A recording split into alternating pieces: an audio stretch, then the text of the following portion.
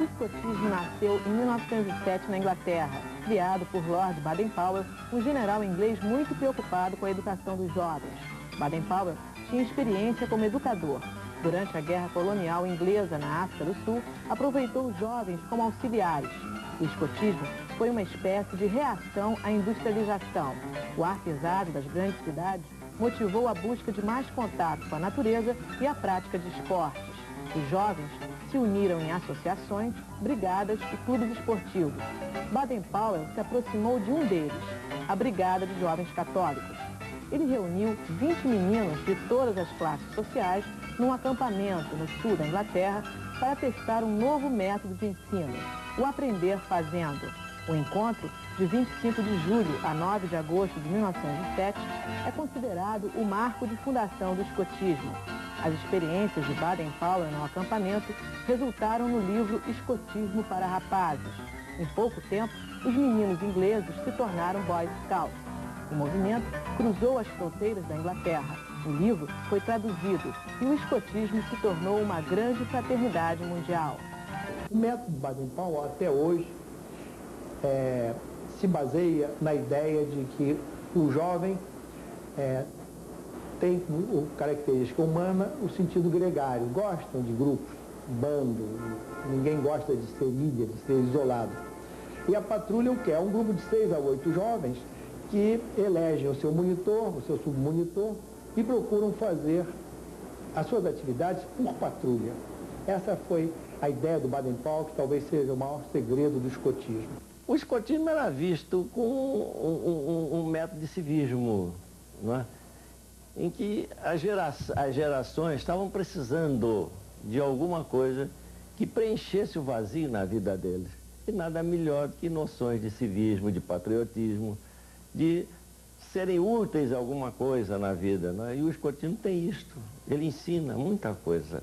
No Brasil, o escotismo chegou em 1910, trazido por suboficiais do encouraçado Minas Gerais, que desembarcaram no Rio com livros e uniformes para fundar o Centro de Boy Scouts. Aqui está a antiga casa, que ainda existe, Chichorro, na Rua do Chichorro, no 13, onde foi introduzido o escotismo no Brasil, com aqueles suboficiais da Marinha. Foi colocada uma placa em 1960 e depois agora colocamos outra placa com o comemorativo dos 80 anos. No disso também, o Centro de Boy Scouts, pouco tempo, sumiu do mapa. O escotismo tem alguns princípios básicos: a honra, a lealdade, o auxílio, a amizade, a cortesia. A nossa honra vale mais do que a nossa própria vida, não é? Nós temos que ser leais para com Deus, para com a pátria e como para o próximo. E eu justamente lidava com o próximo. Eu pensava primeiro no outro. Então vamos ver a promessa escoteira. Prometo pela minha honra fazer o melhor possível, para cumprir o meu dever para com Deus e a pátria. Ajudar o próximo em toda e qualquer ocasião, obedecer a lei do escoteiro. Vamos ver a lei do escoteiro. O escoteiro tem uma só palavra, sua honra vale mais do que a própria vida. Muito oportuno nos dias de hoje. O escoteiro é leal. O escoteiro está sempre alerta para ajudar o próximo e pratica diariamente uma boa ação. O escoteiro é amigo de todos e irmão dos demais escoteiros. Ora, universalidade disso. O escoteiro é cortês. O escoteiro é bom para os animais e as plantas. O escoteiro é obediente e disciplinado. O escoteiro é alegre e sorri nas dificuldades. O escoteiro é econômico e respeita o bem alheio. O escoteiro é limpo de corpo e alma. Prometo pela minha honra fazer o melhor possível para cumprir meus deveres para com Deus e a minha pátria, ajudar o próximo em toda e qualquer ocasião, obedecer a lei escoteira. E sempre alerta. Sempre alerta. Sempre alerta. Sempre alerta. Sempre alerta. Sempre alerta. Uma vez na Índia, um enorme tigre rondava a selva em busca de alimento e viu o acampamento de um lenhador com a família. O assassino, o matador, aquele que trouxe a morte para dentro da selva. Shere Khan, o tigre. Escolhida a presa, nem reparou no chão em que pisava.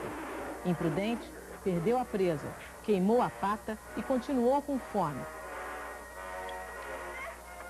A história do menino perdido na floresta inspirou Rudyard Kipling a escrever um dos clássicos da literatura mundial.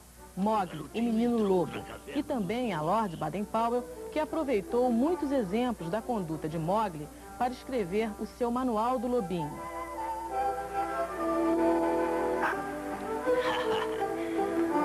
Sentia-se tão bem ali como se estivesse ao lado de sua mãe. O Baden-Powell, de Kipling. E ele tinha um espírito assim, muito grande de vivência com a natureza, observações. E sentiu nesse romance de Rudyard Kipling a semelhança realmente que existe entre os animais que aparecem no romance e o ser humano. Os escoteiros adaptaram na prática muitas coisas de Mowgli.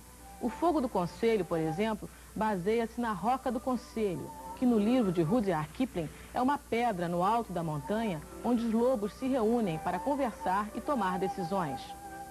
Depois de uma noite de acampamento, antes de terminar o acampamento, nós fazemos a reunião do fogo de conselho. O que consiste esse fogo de conselho? Os garotos todos reunidos em volta de uma fogueira que é armada, onde eles irão dizer canções, irão fazer sketch, irão conversar realmente sobre a atividade que participaram. No Fogo Conselho usa-se justamente a capa do Fogo Conselho, que é a mística do Fogo de Conselho, é a capa. Isso é uma tradição no escotismo muito boa, porque entusiasma o garoto a fazer esse tipo de indumentária. Nós temos também aqui um bonezinho. Eles também colocam esse boné, eles colocam todas as distintivos de atividade que participaram, que isso é um grande orgulho do escoteiro participar de uma atividade dessa. Então, essa tradição do Fogo Conselho marca muito ao garoto quando ele está no acampamento. É o que mais eles gostam, o Fogo de Conselho à noite. Geralmente leva numa máxima umas 2 horas, onde eles irão ter canções, esquete, irão fazer brincadeiras, irão simplesmente se divertir.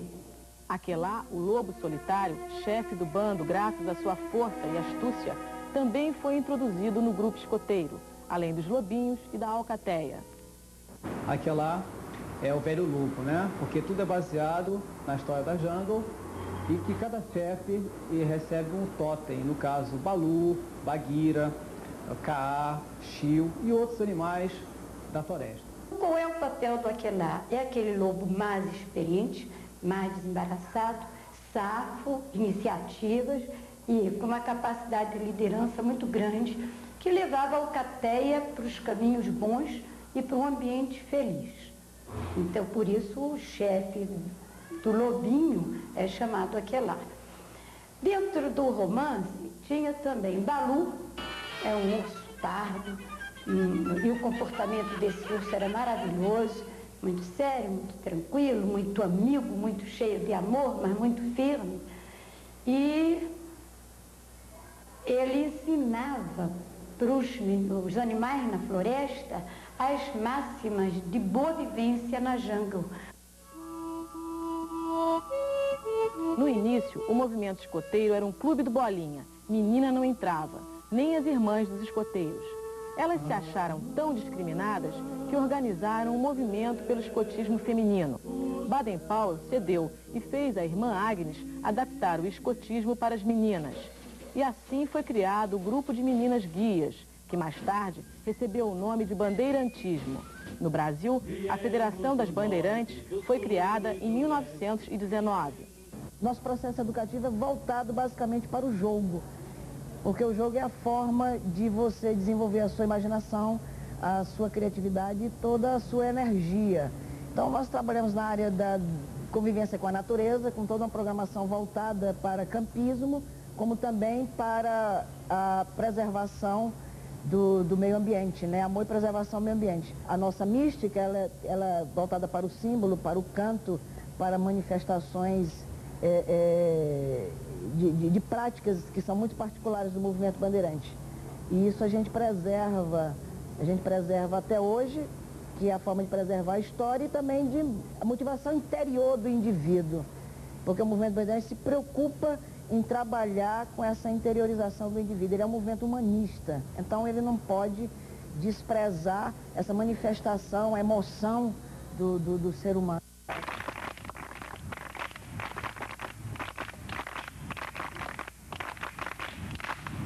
Aí eu aprendi a cuidar dos animais, a dar nó, engravata, a não arrancar flores, a respeitar a natureza.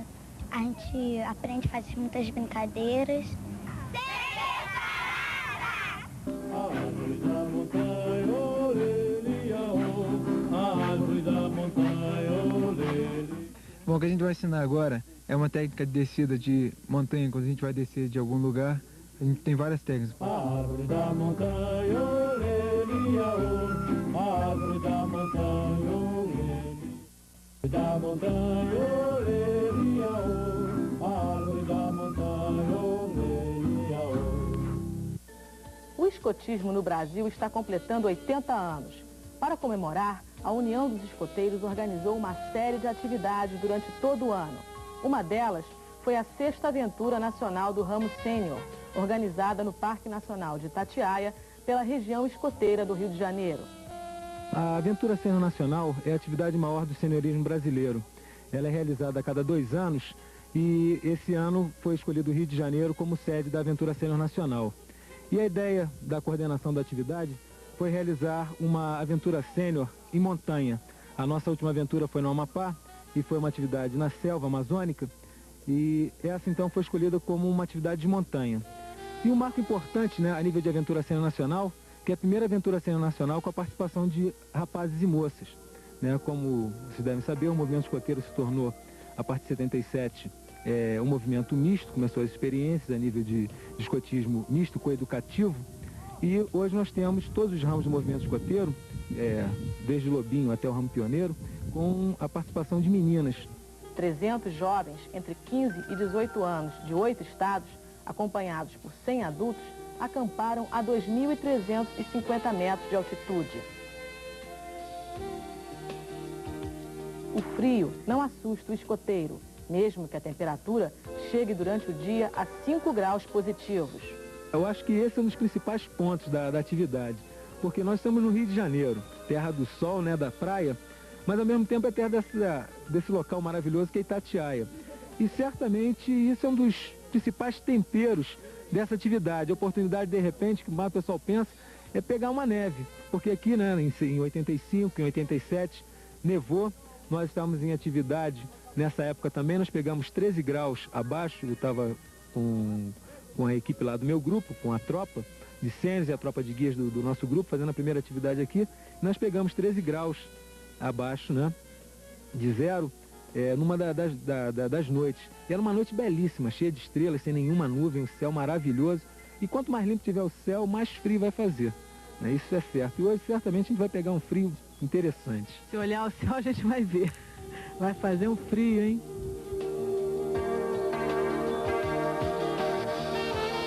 A montagem do acampamento é uma atividade coletiva. As meninas também participam. O que você está achando de ser escoteira? Eu também adoro, né, pô? Tem contato com a natureza, conhecer novas pessoas também, com fraternização escoteira. Acho um barato isso. Isso é vantagem de conhecer de mais perto as coisas que a natureza nos oferece, né? Porque você fica só na cidade, lá no meio de um monte de transporte, de coisas que só poluem, né? Que a gente não vê nada que satisfaça, né? Tão bem como a natureza. Que material que vocês têm que trazer para cá? Olha, é importante para a gente trazer para um acampamento desse, a gente tem que trazer muito material, algum material que é específico, né? A gente tem, por exemplo, uma mochila cargueira é imprescindível você trazer, porque você tem que trazer muita coisa aí de material, então tem que caber numa mochila grande. Ela ajuda ela tem uma configuração que ajuda você a distribuir o peso, ela ajuda você a trazer e te facilita. Tem que vir tudo dentro da mochila, alimentação, o vestuário, barraca, tudo vem dentro, né? Não pode vir nada fora por questão de segurança, por causa de equilíbrio e tudo mais. Aí você tem que trazer um cabo de polipropileno de 10 milímetros, a gente está trazendo, para poder ajudar a escalada, a gente está trazendo 8,5 metros cada pessoa, para poder facilitar, né? Cobertor grosso, 2 ou 3, malha, muitas malhas, tá? É importante você trazer fogareiro a gás, que aqui no Parque Nacional Itatiaia não pode ser acendida a fogueira, uma marmita, né, que a gente traz, porque ela é melhor do que um prato, que se você comer e sobrar comida, você guarda ela na mochila, o material de higiene todo, né? E roupa, muita roupa quente, 3 ou 4 calças de agasalho, uma calça jeans, bermuda um pouco e malha, assim, 4, 5, 6 malhas, um casaco grosso, bastante, um saco de dormir grosso também, de preferência, para você poder enfrentar o frio durante a noite, que não é uma coisa fácil não, né?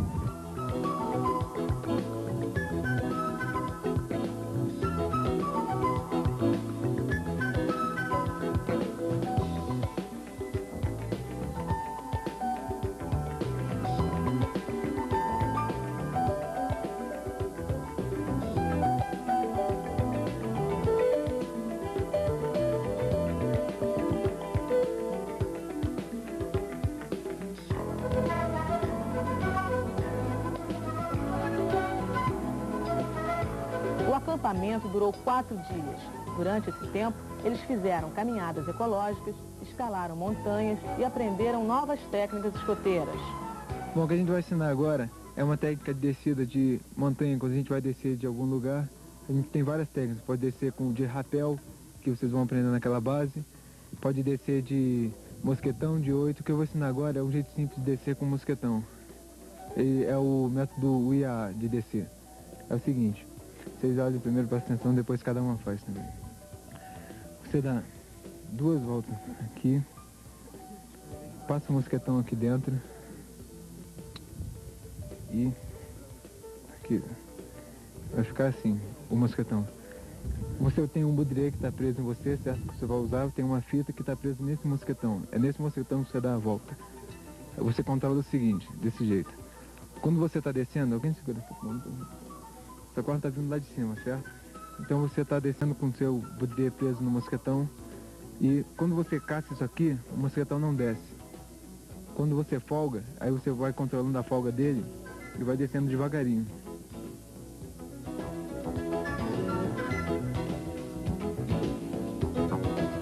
Eles aprenderam também a importância do clima no acampamento em montanha. Animais tranquilos, animais espalhados, os sapos não estão calados, a fumaça da fogueira de vocês se eleva. Então isso é um indicativo de bom tempo. A alimentação também é fundamental em montanhismo. O cardápio não é muito variado, mas pode ser bem saboroso. A comida mateira, ela originalmente é uma comida baseada em coisas que você pode obter na natureza, tá? Que era feita pelos próprios mateiros, conhecidos de todos nós escoteiros, tá? Com o tempo ela se desenvolveu, se transformou numa espécie de arte.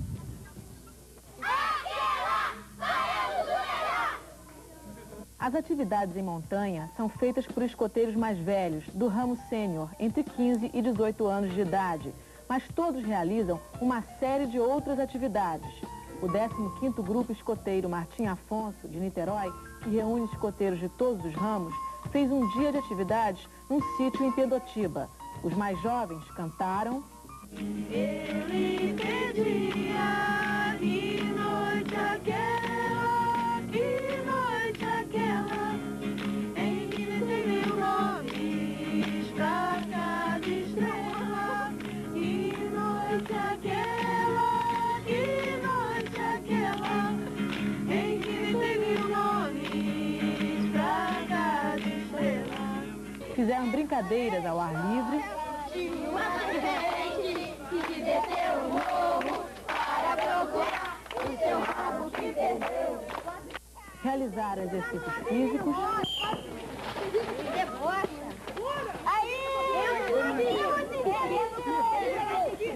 E aprenderam uma série de técnicas escoteiras, entre elas, construir casas em árvores, como as da família Robson. A ideia de fazer uma casa como essa, ou fazer uma ponte, alguma coisa assim, é superar um desafio, né? Um desafio físico e levar a organização, porque eles fazem isso sem a chefia até dá um apoio, mas eles se coordenam, eles têm um monitor, né, que é um líder na patrulha, e um monitor que vai coordenar todos os trabalhos. Os mais velhos fizeram uma ponte sobre um açude.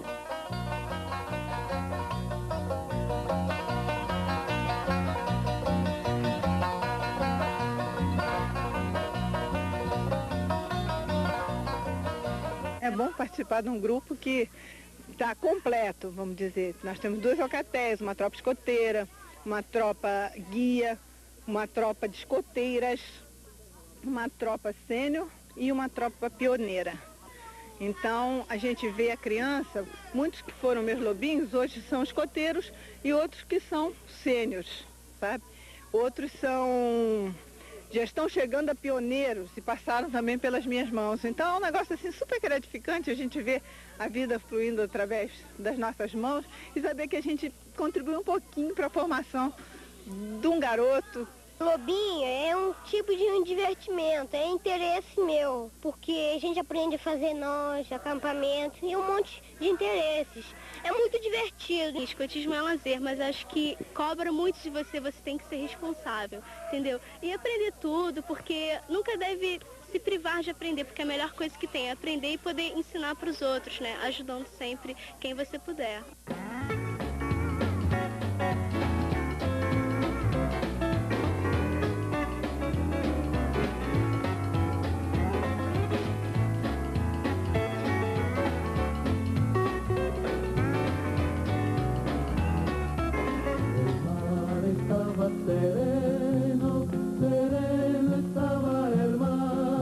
Agora, avante por igual.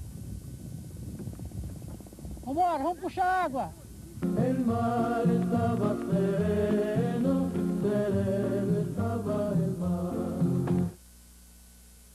Mar estava sereno, sereno estava el mar. El mar estava sereno, sereno estava el mar. A Associação Brasileira de Escoteiros do Mar foi fundada em 1919 pelo velho Lobo, almirante Benjamin Sodré. Em 1937, o então ministro da Marinha, almirante Aristides Guilhem, entregou aos escoteiros do mar a Ilha da Boa Viagem, em Niterói, onde até hoje eles realizam uma série de atividades. Não mudamos nos princípios, não mudamos os critérios, não mudamos os métodos, apenas alguma coisa nos limita hoje. Porque nós não temos a mesma independência, vamos dizer, como nós tínhamos alguns anos atrás. Mas isso não impede, nós somos tremendamente fraternos, unidos. O escotismo do Brasil é uma unidade nacional e os escoteiros do mar estão aí. Hoje, o escotismo é um desafio muito grande, que nós fazemos uma promessa. Talvez vocês já tenham até aí conhecido, expandido e divulgado. Muito bonita. E para o jovem de hoje é um desafio poder cumprir essa promessa, cumprir as leis que não nos bitolam, dão uma abertura de comportamento muito grande, de comunidade, de vivência, de serviço ao próximo, mas há uma disciplina. Você vai fazer um acampamento, que antigamente só quem acampava era escoteiro, e hoje tem muitos grupos acampando, e o escoteiro tem uma disciplina de acampamento. Tem uma maneira de montar uma barraca, tem que fazer uma série de coisas que são princípios básicos do escotismo. O escotismo do mar tem alguma outra diferença assim, fundamental do resto do escotismo? Nós acrescentamos esse conhecimento do mar, na superfície, meia profundidade e muita profundidade. Um por todos, todos por um. O lema dos Três Mosqueteiros é também palavra de ordem para os escoteiros do mar. Se a terra firme é um aprendizado difícil para o escotismo, o mar é uma aventura perigosa para quem não conhece os seus segredos. Um nó bem feito pode garantir a segurança no barco. O mais importante para mim é o laje guia, mas qualquer outro, dentro do momento que ele precisa ser aplicado, é importante também. O laje guia tem até o apelido de rei dos nós. Por quê?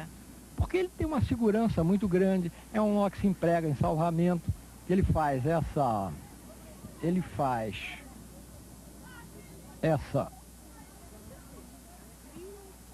e com essa volta, né, é seguríssimo isso. Uma pessoa caiu no precipício, a gente pode dar esse nó na cintura e içar, né? É um nó de muita segurança. No mar, é preciso conhecer a linguagem dos sinais.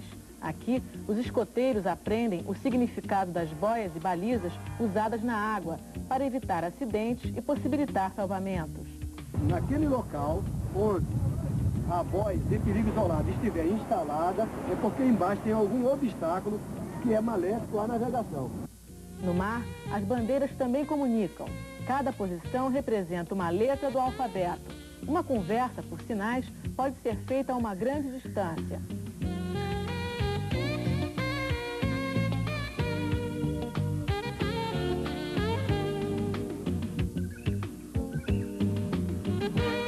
Outra coisa que os escoteiros aprendem no mar é a importância de ter iniciativa.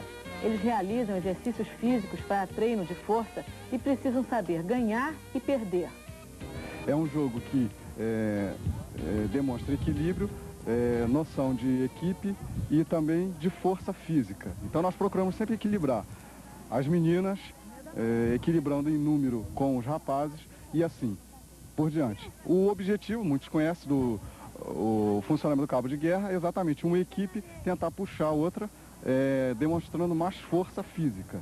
Da mesma forma, os escoteiros do mar precisam lidar com ferramentas de corte, como facas e machados. A bandeira nacional é mais do que um símbolo. Através do quebra-cabeça, eles recebem noções de soberania e respeito à pátria. O verde e o amarelo são a casa de Davi e a casa de Alves. Depois, simbolicamente, as florestas e as riquezas minerais. Esse azul simboliza o quê? Em que dia? Não, céu representa no dia 15 de novembro, dia da proclamação da República. A posição das estrelas eram essas que estavam no céu. Depois das instruções, os escoteiros estão prontos para embarcar.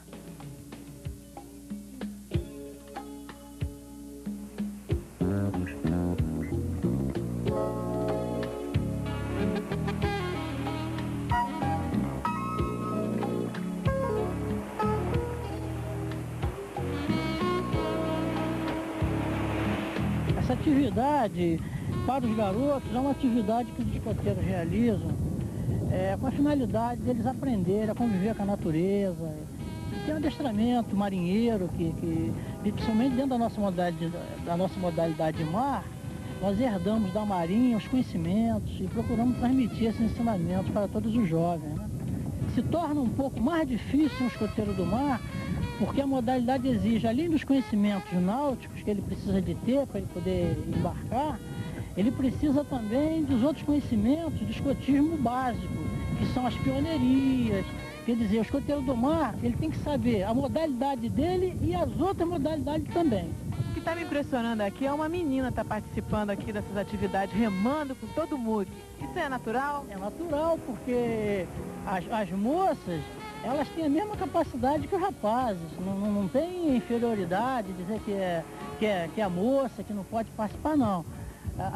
A coeducação existe, as moças e os rapazes, nós passamos de atividades juntas. Agora, existem algumas restrições, naturalmente, em determinados momentos que não podem serem feitas, né? Por que você resolveu ser escoteira? Sei lá, eu gosto de aventura, de passear no mar, principalmente escoteira do mar, que eu gosto muito. O que é preciso para ser uma escoteira? É só gostar, né? Ter vontade, gostar de aventura, gostar de passear, do ar livre, de passeio, caminhada. Gostar dessas coisas assim ao ar livre. Avante, bom bordo! Agora, avante por igual! Agora, vamos puxar água! Remada longa e forte!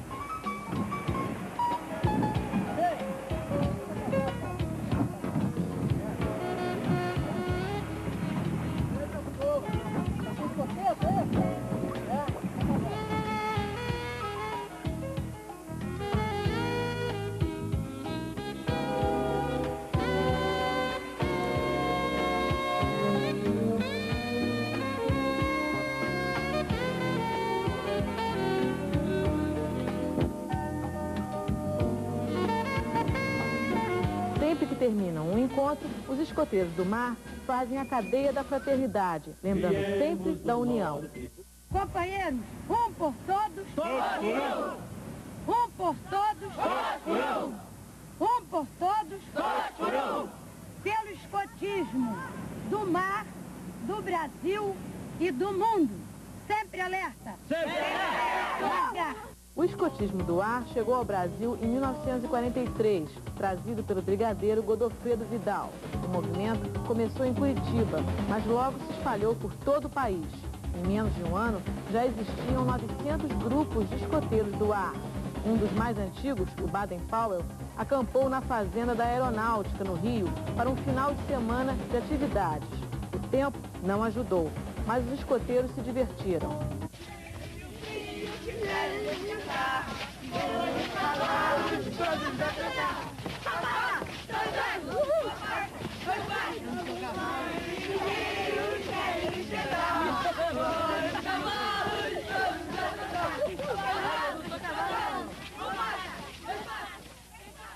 A parte do ar se diferencia exatamente pelas atividades voltadas a matérias ligadas à aviação. Não só a criança aprende desde a sua primeira idade, como lobinho de 7 a 11 anos de idade, a trabalhar com aeromodelos tipo elástico, propulsão elástica, como na evolução da idade ele chega até a conhecer mecânica de aviação, segurança de aeroportos, ele tem até a oportunidade de conhecer alguma coisa sobre aviação na prática, que seria o voo no ultraleve, né? Isto aqui, vocês sabem o que é? Não. Isto aqui é um brevet. Todo chefe de grupo do ar usa este brevet. Isto significa que ele é o chefe de grupo do ar. E nós aqui do grupo fomos as primeiras mulheres a fazermos um curso específico do ar, porque o chefe do ar tem um curso específico, que é o Catar. E esse brevet aqui, o fundo, a cor é de acordo com a seção. Eu, por exemplo, sou uma mestra pioneira, sou chefe de jovens acima de 18 anos. A cor da seção é vermelha. Cada chefe usa a cor da sua seção. Oi, o que vocês estão fazendo aí, hein? A gente está fazendo o canto do lenhador. Como é que é? Me explica essa história. A gente tem que botar as ferramentas aqui para não pegar umidade. Para que servem essas ferramentas? Para a gente cortar bambu, fazer as pioneirias que a gente precisa. Isso evita que a lâmina das ferramentas fique no chão para não ficar cega. Por que você escolheu ser escoteiro do ar? Do ar? Porque eu gosto mais de aviões, de piloto assim. O que você já aprendeu dentro do escotismo? Aprendi a previsão do tempo, a fazer amarras para montar uma mesa, um tripé para a gente pendurar um lampião, montar varal, montar uma barraca, fazer vários jogos também, a lidar com a floresta assim quando a gente estiver perdido. Como é que entra a prática de ultraleve dentro do escotismo? Veja bem, o nosso grupo de escoteiro é um escoteiro do ar, né? E como escoteiro do ar nós temos que preparar os meninos para desenvolver atividades do ar. E a primeira atividade que realmente envolve o ar seria o ultraleve, seria uma primeira para depois entrar em piloto privado, em avião realmente, né? Então o ultraleve entra no grupo numa formação básica de pilotagem, né? De navegação, de conhecimento de vento, posição de biruta, saber se pode voar como hoje você está vendo que a biruta, se você mostrar ali, a biruta está bastante trêmula, né? Então hoje é um dia ruim para voo. Então uma preparação para os meninos para que eles comecem a entender o que se passa no ar, que no chão é fácil, né?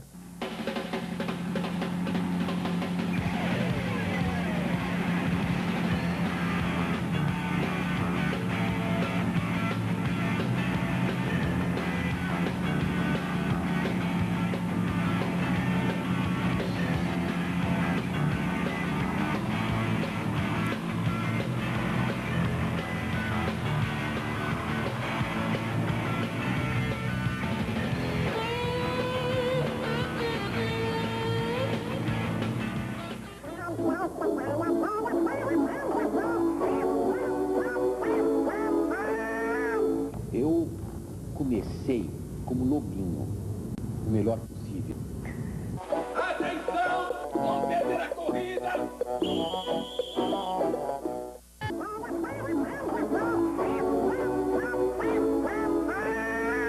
Atenção! Vamos perder a corrida!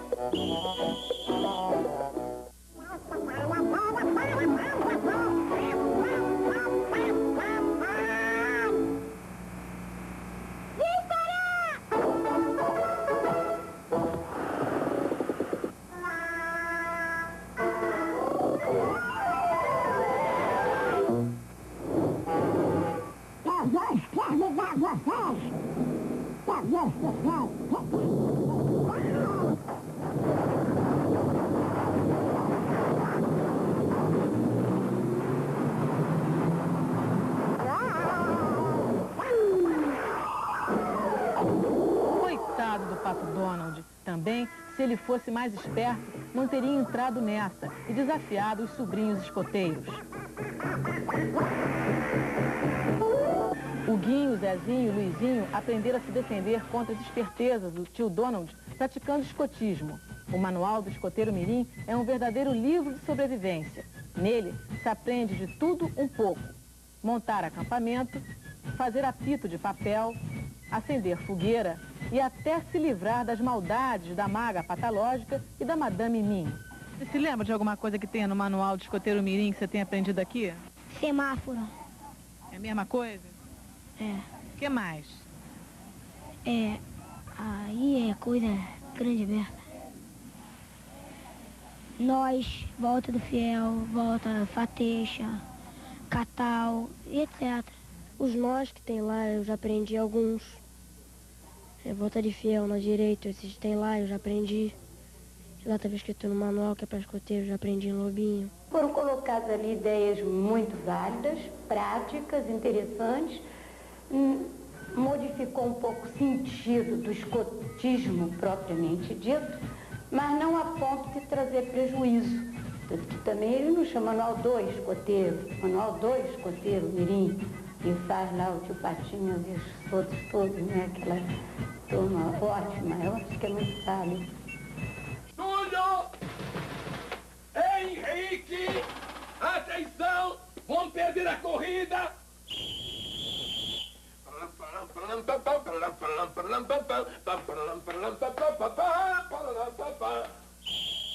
O escotismo não inspirou apenas a criatividade de Walt Disney.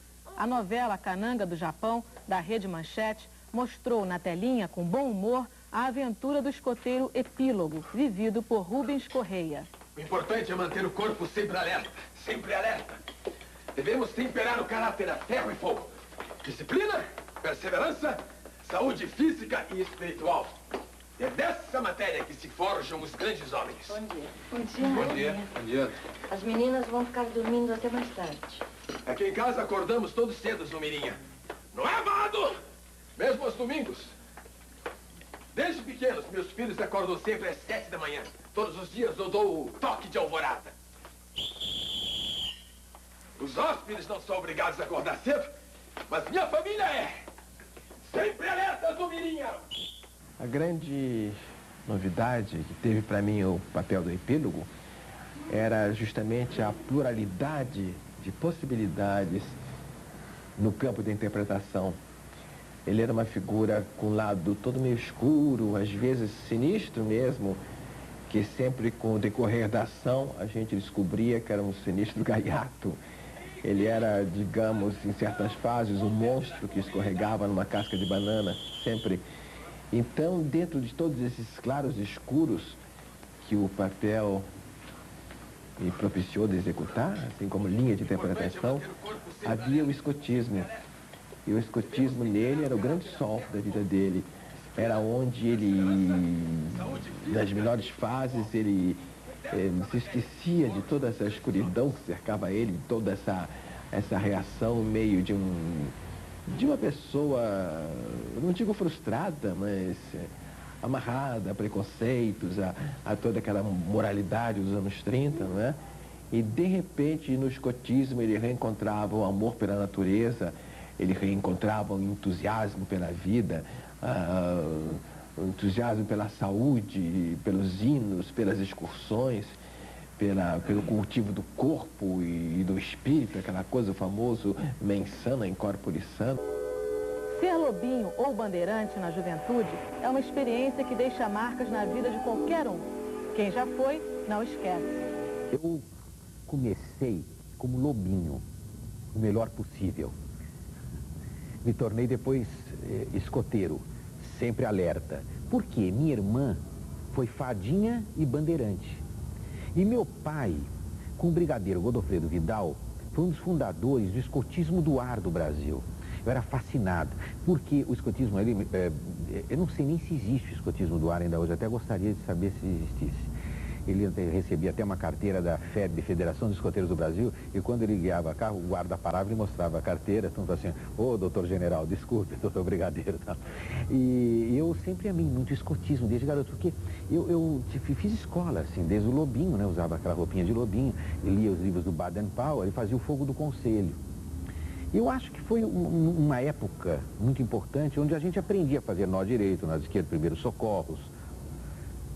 Era um tipo de educação que acho que todo jovem devia ter. Eu comecei sendo fadinha, que é a filhinha da Bandeirante, né? Que é quando a gente começa pequenininha. Na época eu era filha única, as minhas irmãs só nasceram muito tempo depois, e o fato de virar fadinha, depois voar para Bandeirantes, então foi muito importante para mim. Eu morava em Juiz de Fora, Minas Gerais, o movimento lá era muito simpático, era uma chance também da gente conviver com as pessoas, de aprender a dar uns nós, de aprender primeiros socorros, de ter uma convivência em grupo e até de ter uma convivência com a natureza, apesar de eu não ser exatamente uma pessoa muito ligada à natureza. Eu defendo a natureza, acho que tem que preservar a natureza, mas eu sou muito urbana.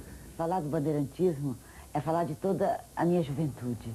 Eu passei 10 anos em acampamentos, fazendo fogo no mato, criando... eu posso dizer que foi do bandeirantismo que veio a minha profissão de teatro.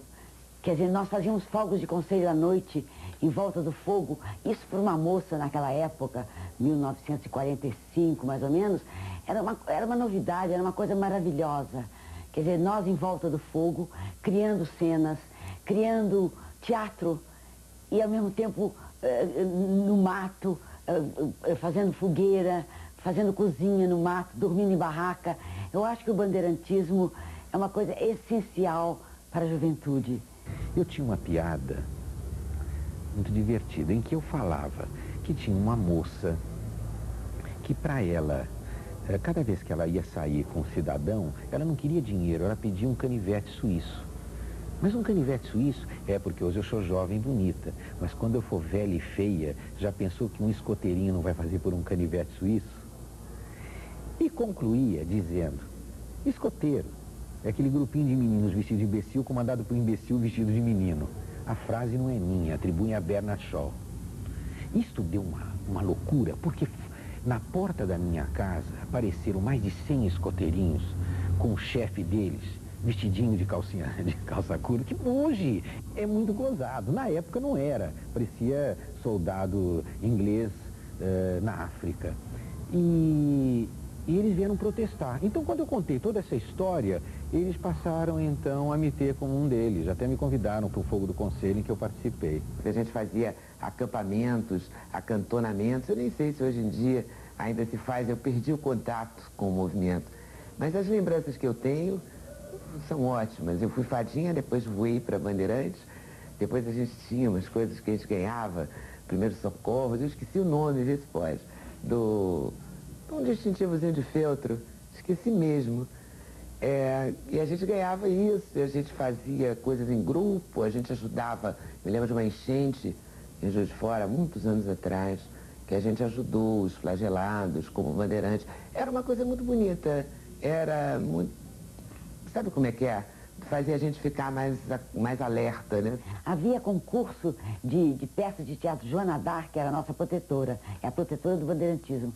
Então, uma vez, Calma Murtinho, que hoje é uma grande figurinista, que também era bandeirante, nós fomos fazer um espetáculo de Joana d'Arc na Ilha do Governador. Então, um concurso de peças. Então, eu vestida de Joana d'Arc, a Calma Murtinho vestida do Bispo Cochon, que era o que ia acusar. E, de repente, nós no meio da rua, representando a vida de Joana d'Arc, quando o povo em volta começou a chorar. Aí nós vimos que nós éramos mesmo artistas, que conseguimos coisa de brincadeira, a sério, de bandeirantes de 15 anos, 14 anos, nós conseguimos arrancar lágrimas do povo. Foi uma grande emoção.